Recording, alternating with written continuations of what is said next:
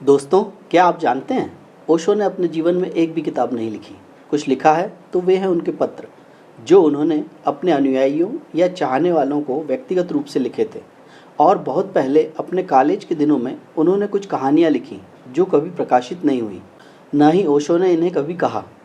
ओशो की जितनी भी किताबें आप पढ़ते हैं वे सब उनके व्याख्यानों, प्रवचनों का संकलन है, जिन्हें उनके अनुयायियों ने विभिन्न भाषाओं में ट्रांसलेट कर उनके नाम से प्रकाशित करवाया है।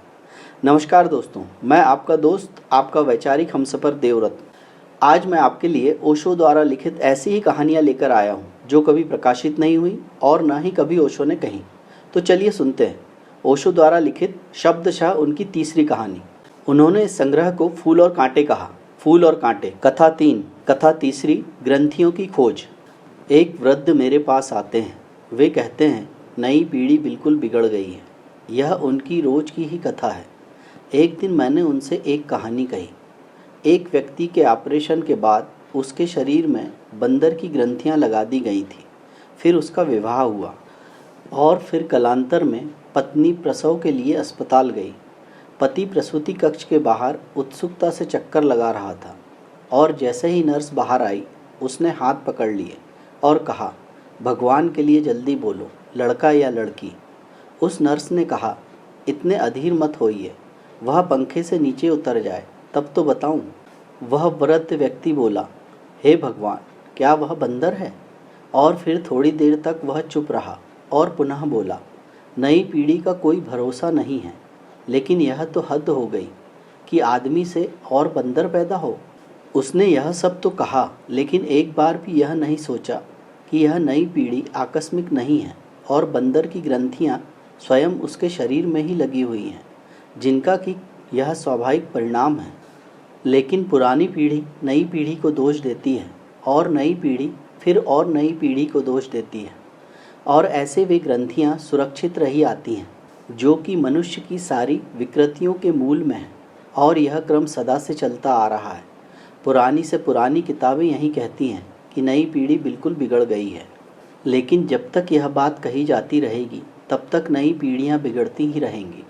हाँ, किसी दिन जब कोई पीढ़ी इतनी समर्थ और साहसी और समझदार होगी कि कह सके कि हमारी पीढ़ी ही रुग्ण और बीमार है, तो शायद वह स्वयं की उन ग्रंथियों को खोज सके जो कि दुर्भाग्य की काली छाया की भांति मनुष्य का पीछा कर रही हैं।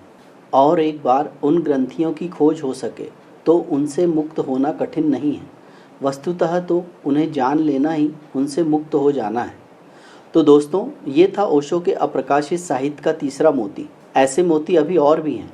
कैसी लगी आपको ओशो की लिखी ये कहानी? कमेंट करके ज़रूर बताइएगा। दोस्तों, ओशो का यह अप्रकाशित साहित्य स्वामी शैलेंद्र सरस्वती, ओशो के छोटे भाई, जो ओशो धारा के माध्यम से ओशो का संदेश लोगों तक पहुंचा रहे हैं, ने स्वामी आनंद प्रसाद मनसा को भेजा था। वे कहते हैं, मैं भाग्यशाली हूँ कि ओशो ने यह अवसर मुझे दिया। अब मैं इसे किसी माध्यम से औरों तक पहुँचा सकूँ। यह मेरा ओशो के प्रति स्नेह प्रकट करने का अवसर होगा। इसके एक एक शब्द में ओशो का प्रेम बसा है। उन्होंने ओशो के कुछ चित्र भी भेजे हैं। आप इन कथाओं का आनंद लें और ध्यान में डूबें। स्वामी शैलेंद्र जी को हम सब का प्यार, जो उन्होंने इस अनमोल साहित्य को आप लोगों तक पहुंचाया, जिसे उन्होंने 50 साल से अधिक अपने हृदय के पास संजो के रखा।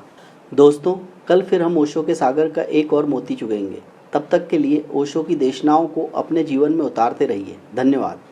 अपने जीवन मूल्यों में वृद्धि के लिए अपने इस दोस्त के वीडियो को लाइक और चैनल को सब्सक्राइब कर प्रोत्साहित करना ना भूलें, और वीडियो को अपनों में शेयर कर अपने इस दोस्त के छोटे से प्रयास 2 फल ठहरें और अपने लिए सोचें, में अपना अमूल्य योगदान अवश्य दें।